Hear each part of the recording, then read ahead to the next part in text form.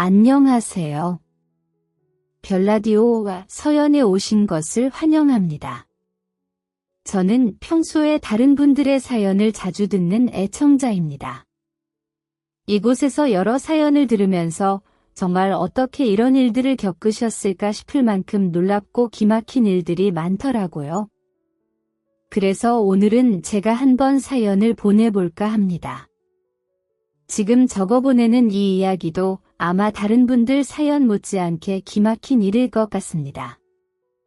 제가 보내는 이 사연은 제가 직접 겪은 일이 아니라 제가 잘 알고 지내는 가까운 지인이 오래전에 실제로 겪으신 이야기입니다. 혹시나 알아보시는 분들이 계실까 봐 제가 대신 주인공처럼 적어 이렇게 사연을 보냅니다. 이야기 주인공의 인명을 보장하기 위해 이야기 속 이름은 모두 가명입니다. 벌써 30년 가까이 된 옛날 이야기네요. 저는 작은 소도시에서 태어나 과일 농사를 하시는 부모님 밑에서 위로는 언니와 오빠를 둔 집안의 막내딸이었습니다. 언니와 오빠는 일찍이 시집가고 장가가서 출가하였죠. 어린 시절부터 도시에 대한 동경이 있던 저는 고등학교를 졸업하고 20살이 되자마자 서울에 있는 먼 사촌집에서 월세를 내며 지내게 되었습니다. 그렇게 상경한 저는 미용학원을 다니며 미용예를 배우기 시작했습니다. 90년대 초중반, 그때 저는 24살의 젊은 나이에 압구정에 있는 고급 미용실에서 일을 하고 있었습니다. 제가 일하던 그 미용실은 당시 이름만 들으면 알만한 유명한 고급 헤어살롱이었습니다. 그곳에는 주로 연예인들이나 부잣집 사모님들이 단골 손님으로 오셨죠. 워낙 큰 고급 미용실이라 VIP들만 상대하기 때문에 그런 곳에 막내 직원으로 들어가는 것도 아주 어려운 일이었어요. 저는 운이 좋게도 제가 일하던 미용실 원장님의 추천으로 그 미용실에서 일할 수 있게 되었습니다. 잘만 하면 거기서 일본으로 유학도 보내주고 몇 년만 일해도 다른 곳으로 갔을 때 제 경력이 아주 유리한 곳이었습니다. 그래서 제가 그곳에서 막내 직원으로 일하게 된 것이 제게는 아주 대단한 기회라고 생각했죠. 물론 이런 고급 미용실은 보통의 미용실들과 달리 신경 써야 할 일이 많았습니다. 손님들 응대부터 샴푸해드리고 드라이 해드리는 일들 하나하나 아주 조심해야 하는 곳이었습니다. 은주씨, 김 원장 추천으로 왔으니 실력은 나쁘지 않겠지만 여기서는 아주 처음부터 배운다고 생각해야 해요. 이곳은 대한민국 최고라고 해도 모자라지 않아요. 오시는 손님분들도 모두 귀빈들이시니 응대에 각별히 주의해야 해요. 몇 가지 숙지 사항을 알려줄 테니 항상 조심하도록 하고 혹시 모를 불상사를 대비해 항상 몸가짐을 단정히 하고 손톱은 꼭 바짝 깎고 다녀야 합니다. 손톱이요? 무슨 이유라도 있나요? 혹시 직원들 손톱에 귀빈들께 상처나 불편을 드릴 일을 방지하기 위해서이니 까먹지 말고 항상 손톱 관리에 신경 써주세요. 그리고 이곳에서 보고 듣는 일들은 절대로 밖에 새어나가면 안 됩니다. 그건 미용 업무의 기본이니 당연히 알고 있겠죠. 네, 잘 알고 있습니다. 열심히 하겠습니다. 들어오기 전부터 듣기는 들었지만 제가 직접 겪은 이곳은 더 처절한 곳이었어요. 매일 아침 직원들 용모단장과 손톱 검사는 기본이고 매일 퇴근 전에는 인사응대까지 연습시키는 곳이더라고요. 역시 유명한 곳은 다 이유가 있구나 생각했습니다. 저는 그곳에서 잘 배워 제 꿈을 키워 스스로 성공하고 싶었습니다. 이 미용실에서 묵묵히 주어진 일을 하다 보면 언젠가는 저도 손님도 받을 수 있고 제 실력도 늘어갈 수 있을 거라고 생각했어요. 그런 고급 미용실의 막내 직원이 할 수 있는 일은 청소나 뒷정리 같은 작은 일들 뿐이었죠. 그래도 저는 그런 미용실에서 일한다는 자체로 자부심을 가졌습니다. 물론 일하면서 만나게 되는 연예인들도 제 동경의 대상이었죠. 제 시골 친구들도 제가 일하는 곳에 다니는 여배우나 가수들 얘기에 부러워했습니다. 그러나 그 대단한 미용실에서 저는 이제 막 수습기간을 끝낸 막내 직원이었습니다. 앞에서 말한 것처럼 그 미용실은 VIP 손님의 심기를 거스르면 아주 야단이 나는 곳이었습니다.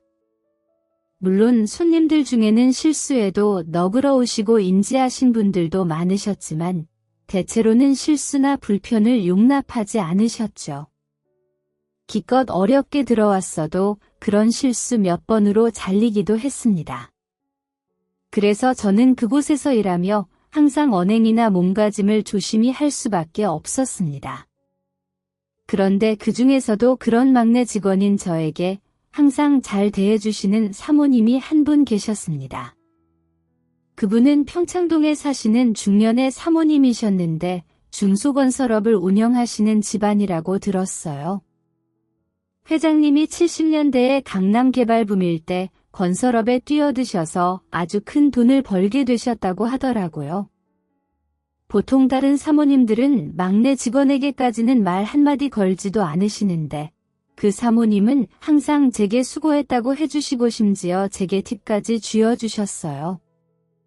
오늘도 샴푸가 아주 좋았어. 은주씨.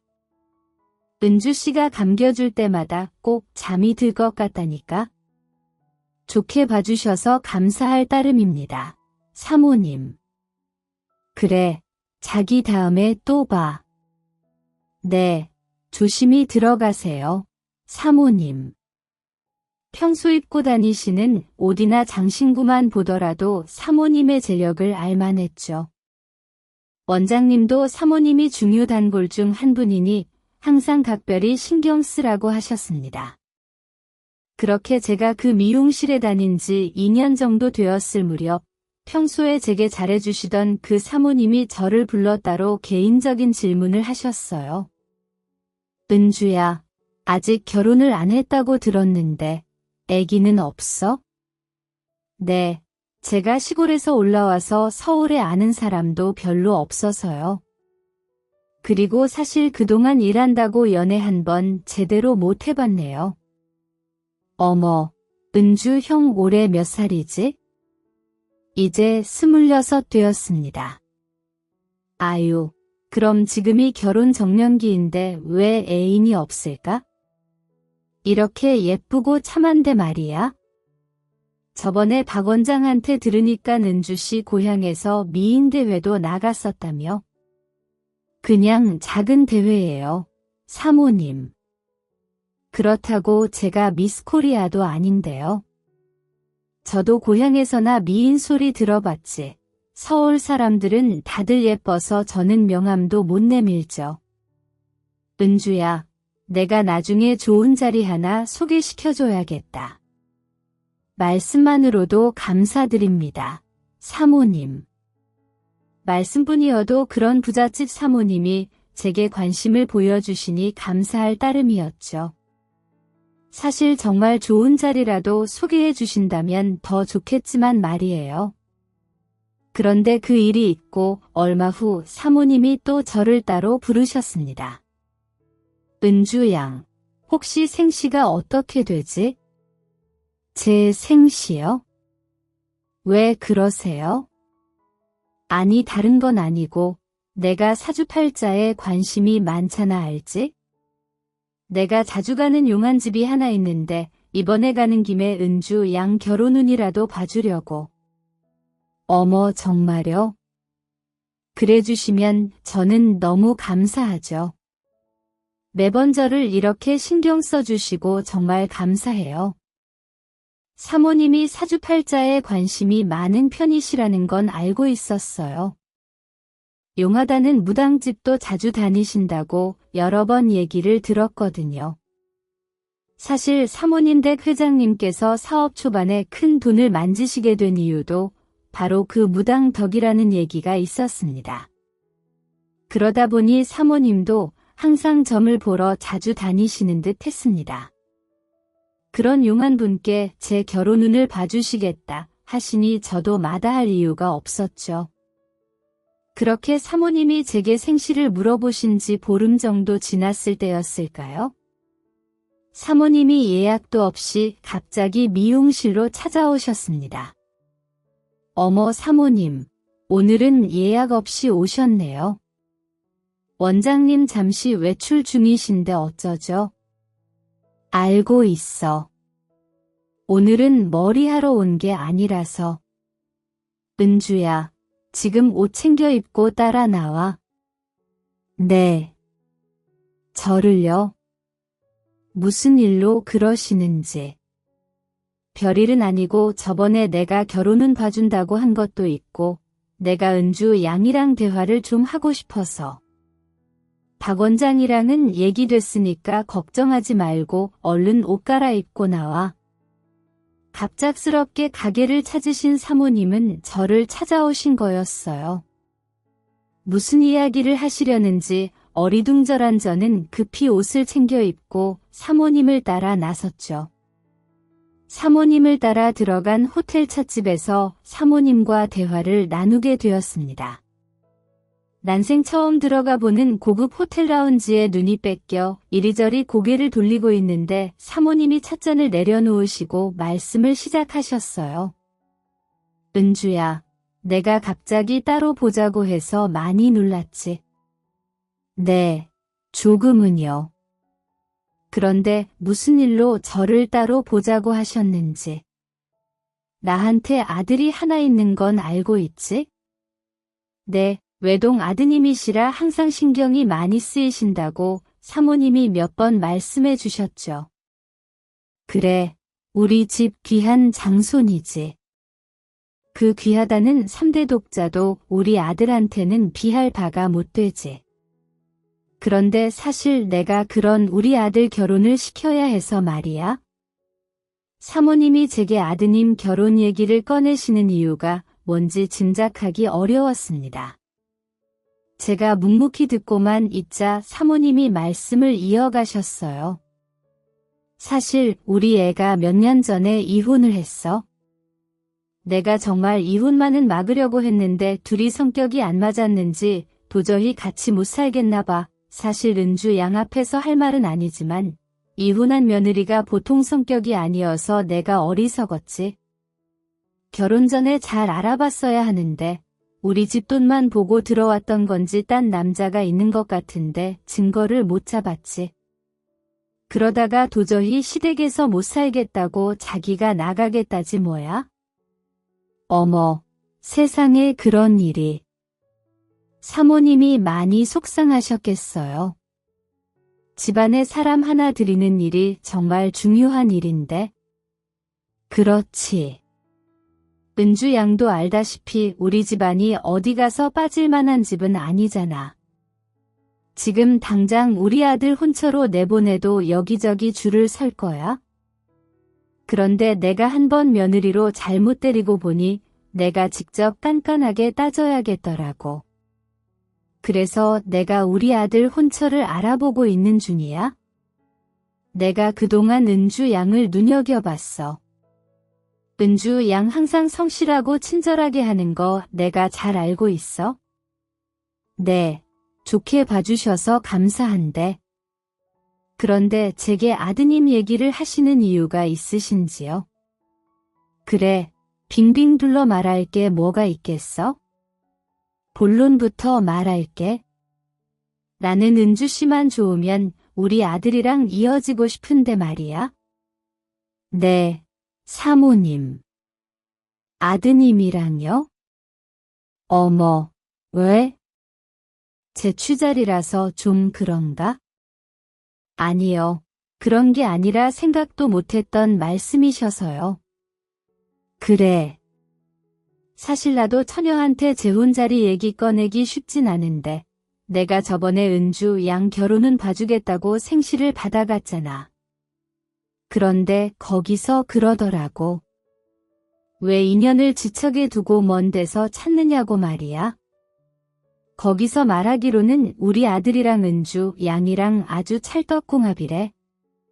한 번 만나면 백년해로 하고 온 집안을 일으킬 사주라 하더라고. 내 눈에는 은주 양이 마음에 드는데 은주 양 생각은 어때? 물론 당장에 결혼하라는 건 아니야. 한번 만나나 보라는 거지. 조금 놀라서요. 한번 잘 생각해보고 말씀드려도 될까요? 그럼 당연하지. 편하게 생각해보고 마음이 서면 연락줘요. 기다리고 있을게. 잘 생각해봐. 재혼이어도 우리 집안 정도면 은주 양한테도 그리 빠지는 조건은 아닐 거야. 그치? 네, 신중하게 생각해보고 말씀드리겠습니다. 말씀해 주셔서 감사해요. 전혀 예상치 못한 이야기들이었습니다. 제가 궁합이나 사주를 맹신하는 편은 아니었지만 저도 사람마다 사주팔자는 있다고 생각했거든요. 그런데 용한 무당이 제 사주가 그렇다니 무섭기도 하고 신기한 마음이 들었습니다. 그렇게 사모님과의 만남 이후 제게는 큰 고민이 생겼죠. 아무리 제취자리라고 해도 제가 무슨 재주로 재벌집에 시집을 가겠어요?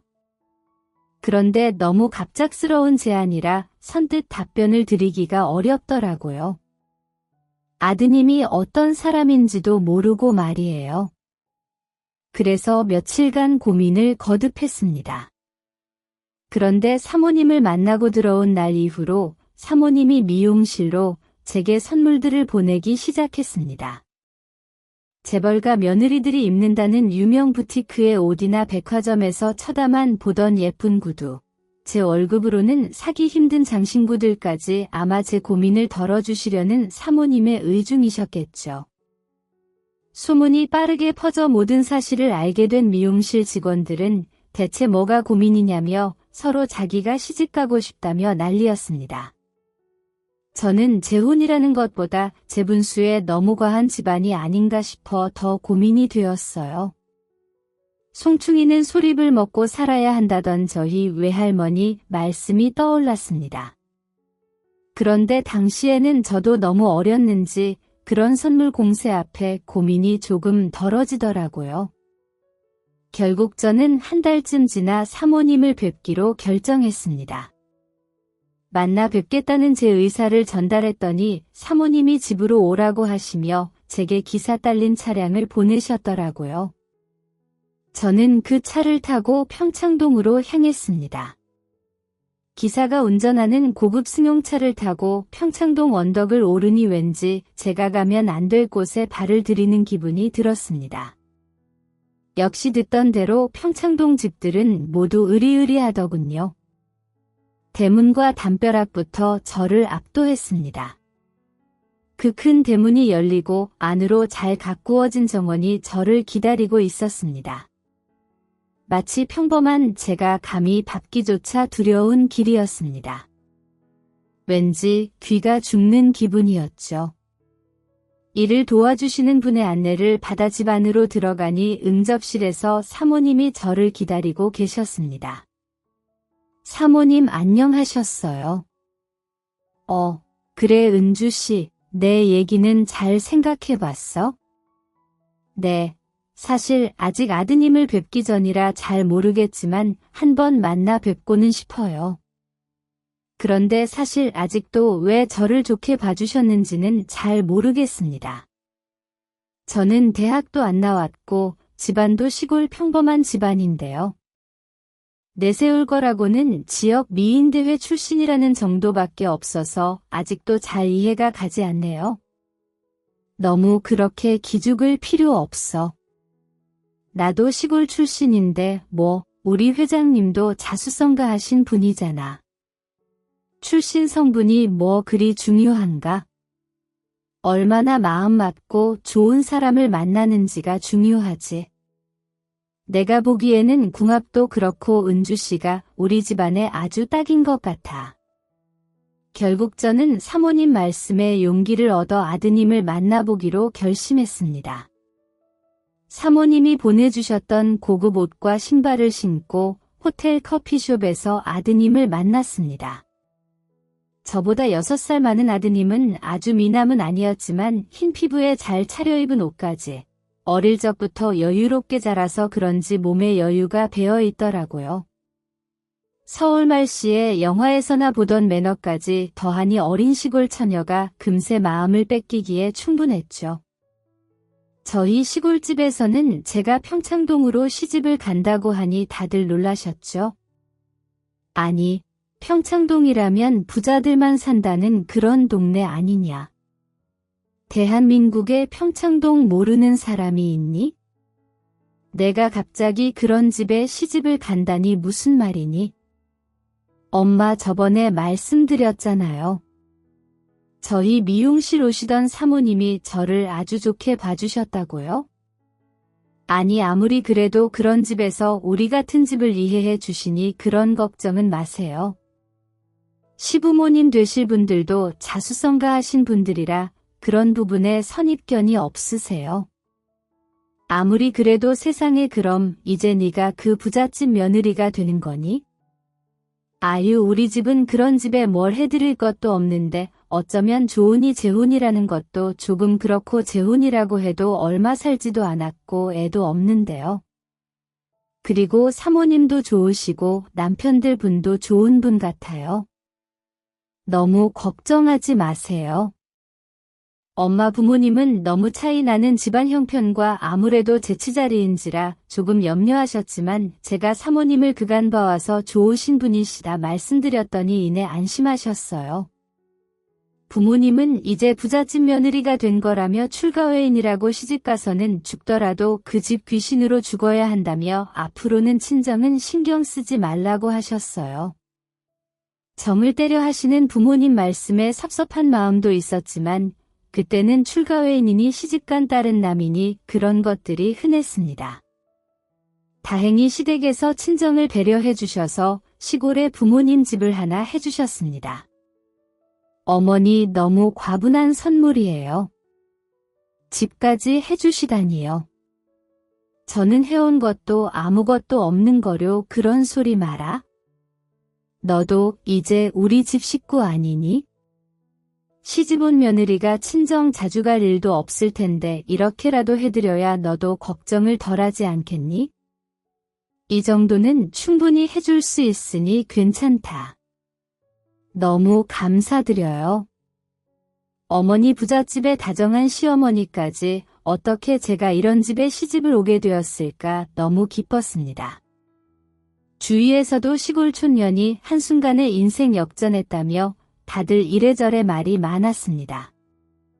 결혼을 하면 더 이상 일을 하지 못하게 되니 제 꿈을 접는다는 것이 조금 아쉬웠지만 부잣집 며느리 자리가 어디 쉬운 일은 아닐 거라 예상했습니다. 결국 저는 선을 본 지 몇 달 되지 않아 그 남자와 결혼을 하게 되었습니다. 결혼 날짜도 물론 사모님이 받아오신 기일이었습니다. 그렇게 저는 고급 호텔에서 이전에는 꿈에도 못 꿔볼 결혼을 하게 되었습니다. 이제 제 인생도 180도 달라지고 앞으로 꿈같은 미래만 펼쳐질 줄 알았죠. 그런데 결혼 후 갑자기 제 신세가 뒤바뀌어 버렸습니다. 제가 결혼을 결심한 데에는 남편보다도 시어머니의 덕이 컸습니다. 2년 가까이 배운 시어머니는 밑에 사람들에게도 항상 예에 있으시고 겸손하시고 친절하신 분이셨어요. 그래서 주위에서도 항상 평판이 좋은 분이셨습니다.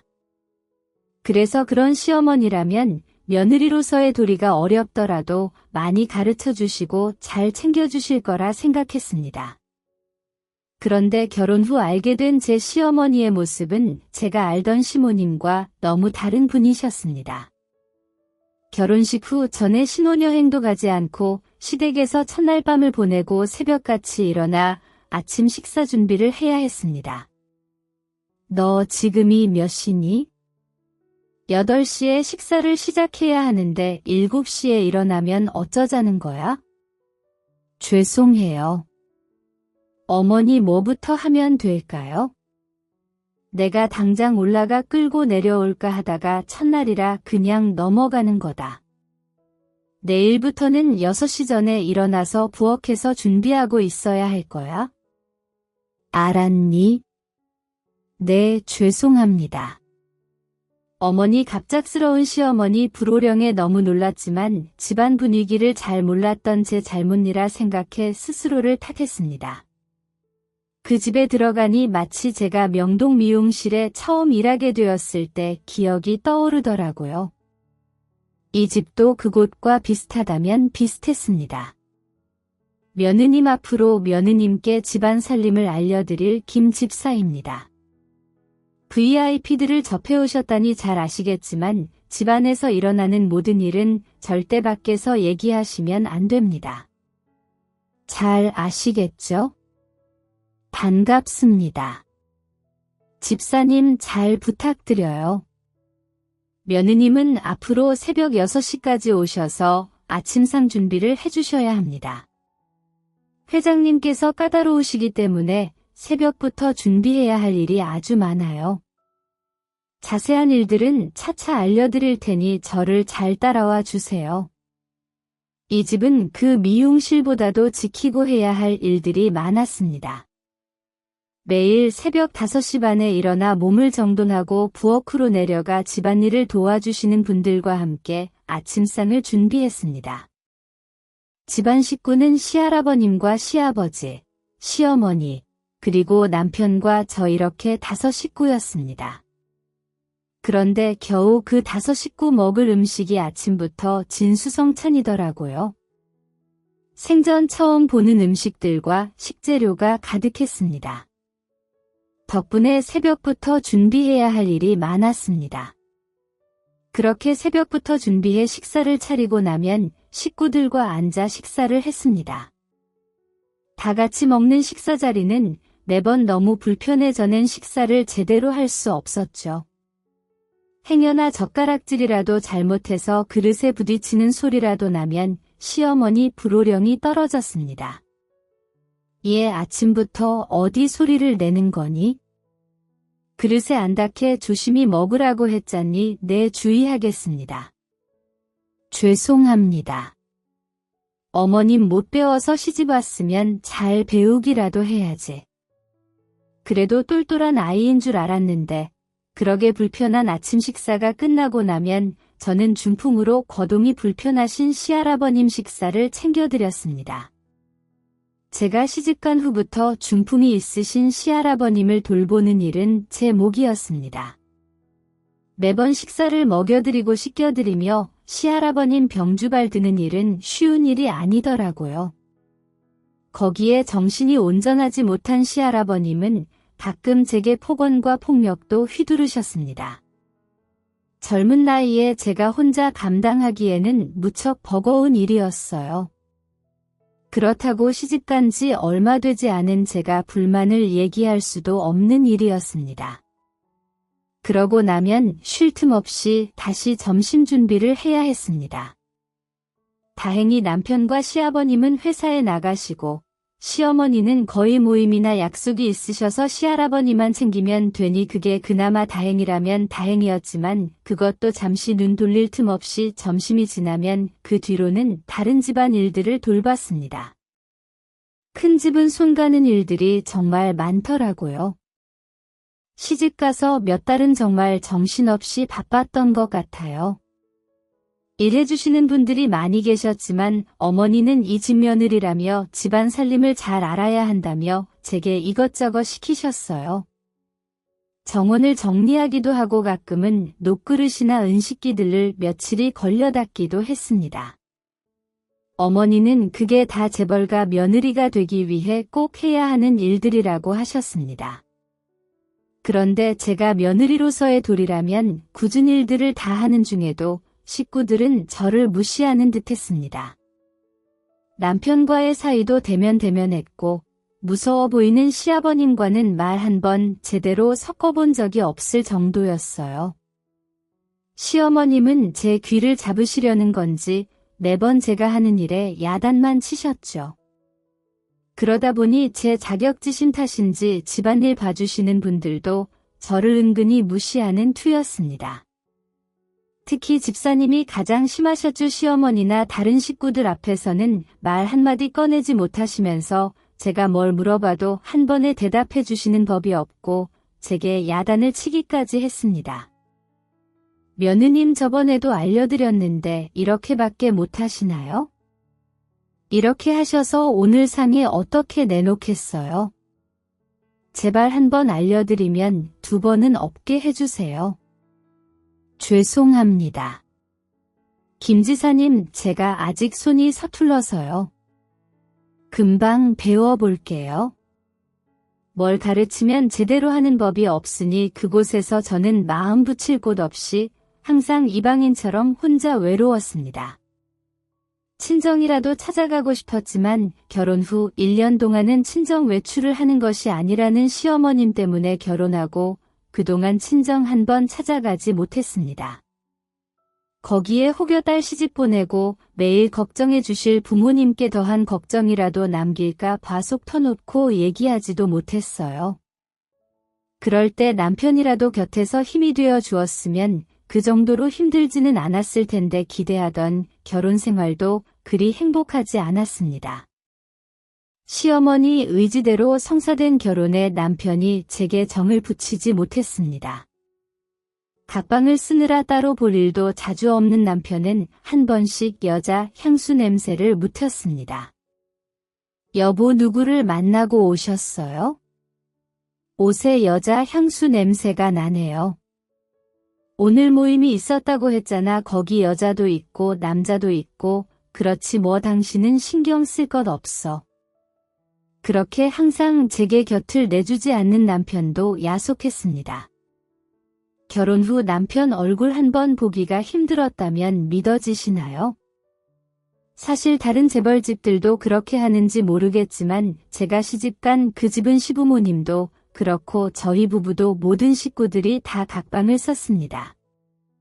부부관계도 어머니 말씀으로는 음과 양이 함부로 섞이면 집안에 좋지 않다고 꼭 정해진 날에만 합방을 해야 한다고 하셨습니다.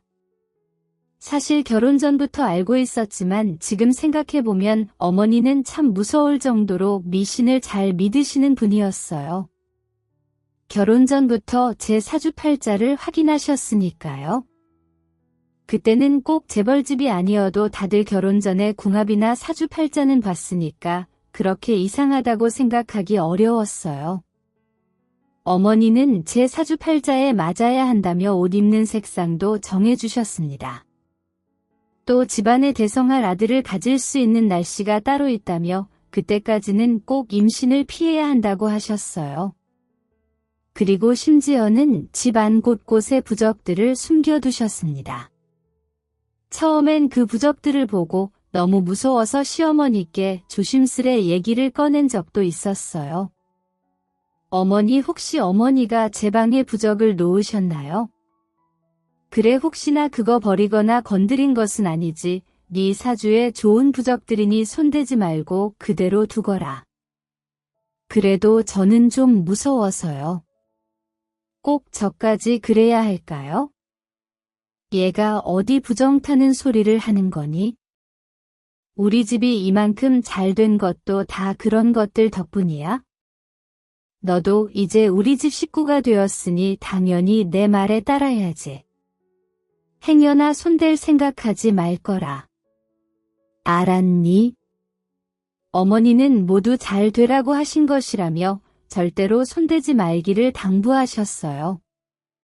저는 꺼림직했지만 시어머니가 무서워서 그게 무슨 부적절인지도 모르고 손댈 수도 없었습니다. 지금 와서 생각하면 무슨 저런 집이 있나 싶지만 수십 년 전에는 정말로 그런 재벌들이 왕왕 있었습니다. 면접 때 직원들 사주를 보고 뽑는다는 재벌도 있었잖아요. 그때 저는 너무 다른 환경에 적응하느라 정신이 없어 그게 이상한지도 생각하지도 못하고 그냥 받아들였죠. 그러게 고된 시집살이에 하루하루 지쳐가는데 한 번은 일하시는 분 중에 제게 잘해주시던 아주머니 한 분이 제게 이런 말을 하더라고요. 아휴, 며느님 여기서 이렇게 고생할 사람이 아닌 것 같은데 지금이라도 헤어지고 행복하게 살지 괜찮아요. 아주머님 살다 보면 나아지겠죠. 돈이나 지위가 중요한 게 아닌데 이런 부잣집에 더럽게 엮이면 이혼하고 싶어도 못하고 평생 그 집종처럼 사는 거야? 나도 그런 사람들 여럿 봤어. 며느님이 내 딸 같아서 그래. 우리 딸이 이러고 살면 나는 그 꼴 못 보지. 젊은 나이에 인생 종치지 말고 아직 아이 없을 때 얼른 도망가. 아마 아주머님은 매일 힘들어하는 책 안쓰러워 보이셨나 봐요. 저런 말씀까지 듣고 나니 왠지 앞으로의 결혼 생활이 더 힘들게만 느껴졌습니다. 물론 매일 힘든 일만 있었던 것은 아닙니다. 시집온 후로는 이전의 삶과는 완전히 다른 삶을 살았으니까요. 항상 좋은 옷에 좋은 것만 먹고 백화점을 한 번 나가더라도 꼭 기사 딸린 고급차를 타고 나갔으니까요.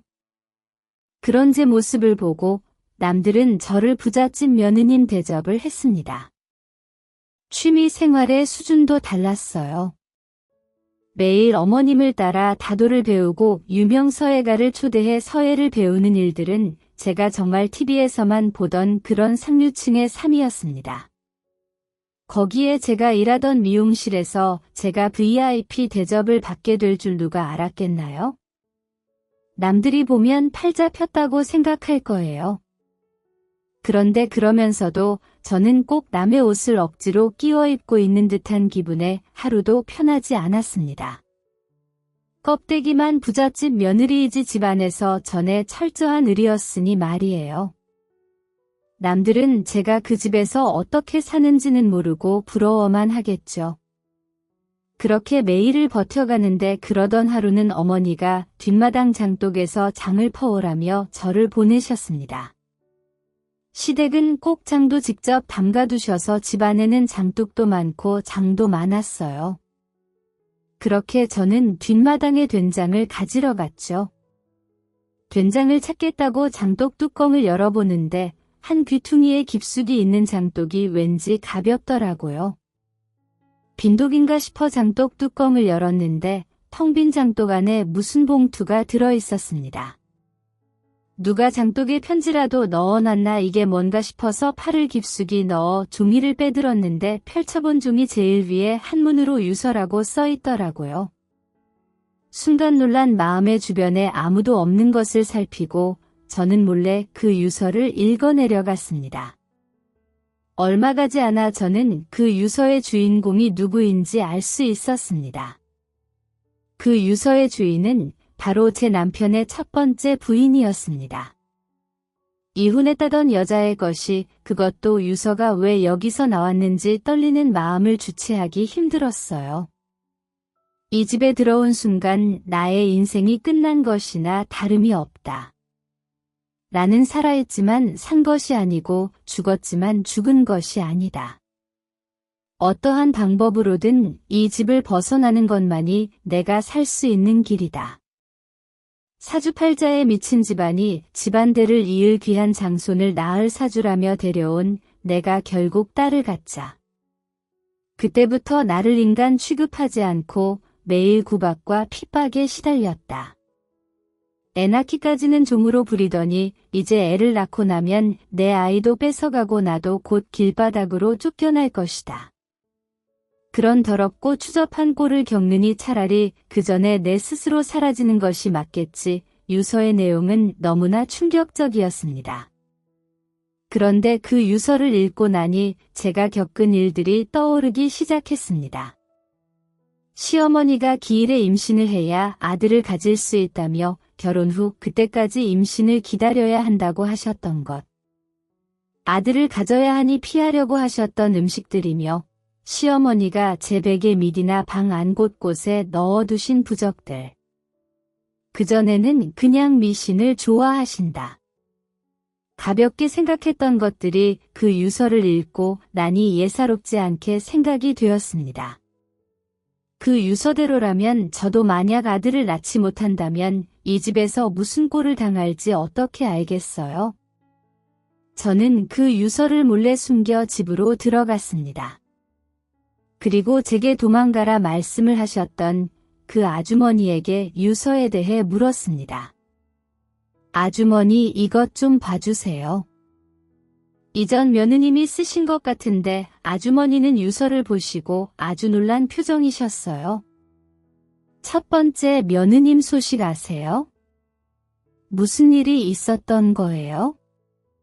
제발 솔직하게 말씀해 주세요. 아유, 내가 나중에 천벌 받을까 봐 하는 얘기야. 절대로 내가 얘기했다고 말하면 안 돼요. 알겠지. 아주머니가 한참을 고민하다 제게 겨우 털어놓은 얘기는 저를 더욱 두렵게 만들었습니다. 사실 첫 번째 며느님이 결혼 반년쯤 뒤였나 임신을 하셨는데 아들이 아니라 딸이었어. 사모님이 항상 의지하는 그 무당말로는 며느리랑 아들 사이 사주의 딸은 절대 없다고 분명히 아들일 거라고 했는데 무슨 일인지 딸이라고 하니 가족들이 다 의심을 했지. 혹시 다른지 아니냐고 말이야. 말도 안 되는 소리지. 며느님이 참 착하고 순수한 분이셨는데 게다가 항상 집에만 있었는데 딴짓 할 새도 없지. 아무튼 그 뒤는 뭐 길게 말 안 해도 알만하지. 누구시냐고 매일 괴롭힘 당하다가 어느 날 더는 못 참겠는지 혼자 짐 싸서 도망가 버렸어. 그럼 죽은 건 아니에요? 유서가 있길래 아유에도 있는데 어떻게 함부로 죽을 생각을 하겠어? 죽을 만큼 고통스러웠으니 유서까지 남겼겠지. 아무튼 며느님은 그렇게 만삭몸으로 도망을 나갔어. 암만 부잣집 며느리면 뭐래? 매일을 그렇게 괴롭게 사는데 거기다 사모님이 며느님한테 딸 낳으면 내쫓아버린다고 했으니 살려면 쫓겨나기 전에 나가야지. 어쩌겠어. 그럼 집에서 며느님을 찾지는 않으셨나요? 어차피 손자 낳을 며느리도 아니니 자기들도 크게 관심을 안 둔 거지 뭐. 그리고 그때 무당이 연 끊긴 사람 찾는 것 아니라고 그랬나 보더라고. 그 무당 말이라면 죽는 수영이라도 할 거야? 오히려 다행이라고 봐야지. 그 말을 다 듣고 보니 저도 더는 이 집에 있어서는 안 될 것 같았습니다. 미신에 미친 시댁을 보면 혹시 나중에라도 제가 무슨 일을 당할지 모르겠더라고요. 너무 두려워진 저는 그 유서의 주인공처럼 그 길로 짐을 싸서 모두 잠이 든 새벽에 그 집을 도망 나왔습니다. 아이를 낳고 혼인신고를 해야 한다며 혼인신고를 미룬 것이 저에게는 천만다행이었죠. 이제 와서 생각하면 애 낳기 전에 혼인신고를 안 시킨 이유가 바로 혹시나 딸을 낳으면 쫓아내려고 한 게 아니었을까요? 그 생각을 하면 정말 소름이 끼쳤습니다. 결혼할 때 받은 제 예물과 제가 갖고 있던 폐물만 들고 도망친 저는 혹시나 시댁 식구들이 쫓아올까 두려워 친정에도 가지 못하고 친구 집에서 숨어 지냈습니다. 친정에는 잘 지내고 있으니 당분간 찾지 마시라 설명드렸죠. 그렇게 1년을 쥐죽은 듯이 살았습니다. 그래도 제가 도망쳐 나온 지 1년쯤 뒤에 IMF가 터지며 건설업을 하던 시댁이 그만 쫄딱 망하게 되었습니다. 저는 회사 일을 잘 몰랐는데 애초에 온갖 불법으로 회사를 꾸려나 보더라고요. 거기에 부도 직전 어음을 막으려다 문제가 생겼는지 시아버지가 지명수배되면서 가족들이 하루아침에 야반도주를 했다고 했습니다. 그리고 그 뒤로는 어찌 되었는지 소식을 듣지 못하게 되었네요. 시댁이 쫄딱 망했다는 소식에 저도 그제야 친정으로 돌아갈 수 있었습니다. 그간의 사연을 들으신 부모님은 그때 말렸어야 했는데 부잣집에 눈이 멀어 저를 그리 만드셨다며 괴로워하시다가 그래도 늦기 전에 잘 도망쳤다며 다행이라 여기셨어요. 그 집에서 며느리로 지낸 시간이 1년이 채 되지 않았지만 혹시나 저도 그전 며느리가 쓴 유서를 발견하지 못했다면 어찌 되었을까요? 그 생각만 하면 지금도 정말 아찔합니다. 그 뒤로 저는 과거를 모두 잊고 새로운 삶을 시작했습니다. 다행히 시댁에서 도망칠 때 들고 나온 폐물로 이천을 만들어 제 고향에서 작은 미용실을 차릴 수 있었습니다. 젊었을 적 못다 이룬 꿈을 다시 꾸게 되었죠. 그 뒤로 벌써 30년 가까이 긴 세월이 지났고 지금은 미용실 여러 개를 운영하는 원장이 되었습니다. 그리고 제 아픔을 모두 감싸준 좋은 사람을 만나 행복한 가정을 꾸릴 수 있었습니다. 젊었을 적 잘못된 만남으로 큰 화를 당할 뻔하였지만 하늘이 도운 덕인지 벗어날 수 있게 되어 다행이었네요.